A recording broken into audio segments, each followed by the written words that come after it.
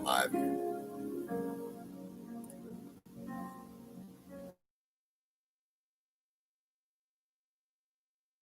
It was just amazing. It was amazing. So, a couple announcements before you before we .org, and go ahead and go to the prayer request tab and fill it to everybody's to every Christian and in their walk. That's what we believe. We are at NASB Church. To give, please go to our giving tab right there as well. We have 4 ways to give there. But today we're going to be in the book of Daniel. It's going to be amazing. So, fiction. And we're going to be in Daniel 3, verses 8 through 8. So here we go. This is a preference or a conviction. In 1972, protected under the First Amendment are convictions. Preferences, the court said, are not. Amish families did not want their children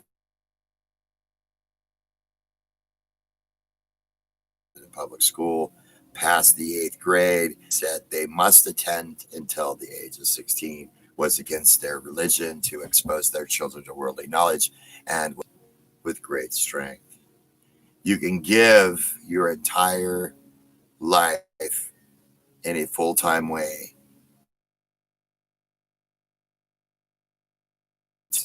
and you can also give your entire material wealth in the name of that belief, which is your preference.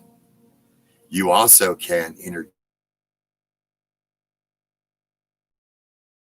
you can also teach this belief or preference to your children. A preference could be a strong belief, but a belief that you will change under the right circumstances. Such as, like peer pressure in your beliefs are such that other must pressures you believe or not believe you have preference. If threat of lawsuits force you to change preference, if threat of jail, prisons make you change what you believe, then you have a preference. If under threat of death you change what you believe, it's something that you purpose in your heart. Why? A man believes that his God requires it of him. The threat of certain death, a truth will not change. Convictions on the inside will always show up on the outside in a person's lifestyle. To violate a conviction, and it's, do we have a preference or a conviction? In 1:8 it says this, but Daniel decision that all should worship the image of himself. Why? To unite. We can look at the big picture throughout. There must be Nebuchadnezzar to do so. But the facts remain. For all he called, all the officials in the kingdom, the only option was to bow down or burn. It's not easy to steer gods to alter morality. It is not easy to maintain sexual purity and it is not easy to remain sober when the rest of the world is partying, getting high, and getting drunk. It is hard. It was a hard to remain standing when everyone else was bowing. They probably stood out like a sore thumb. They did not try just once when we can continue to get on. We can continue to get on with our lives.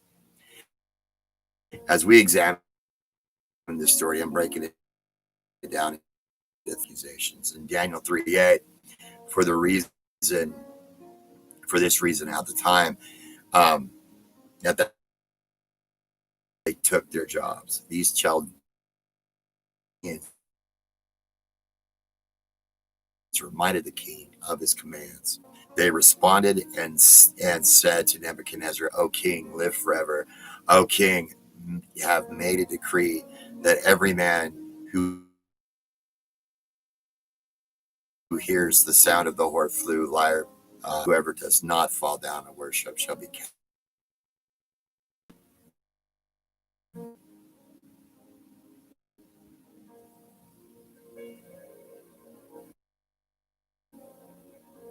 Gods or worship the golden image which you have set up. The Chaldeans worship the Chaldeans were a little like that. What you hear? What about those Chaldeans? Those intolerant bigot Christians.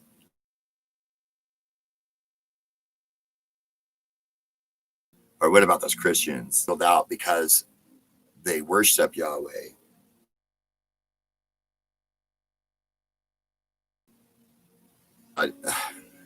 Yeah, they were not sealed out because they worshiped Yahweh, God. They were singled out. They were singled out for not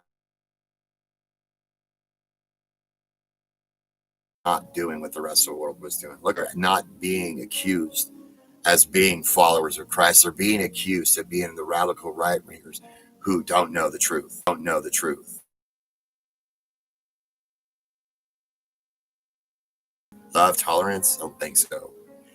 We, therefore, ought to be loving and tolerant. Translated means that we fully accepting as valid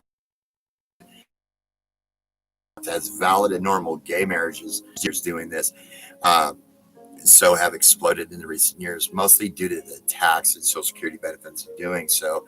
Yet that does not make it right. Disease, drug use, etc. But anything that speaks to the contrary to the world will earn you a label of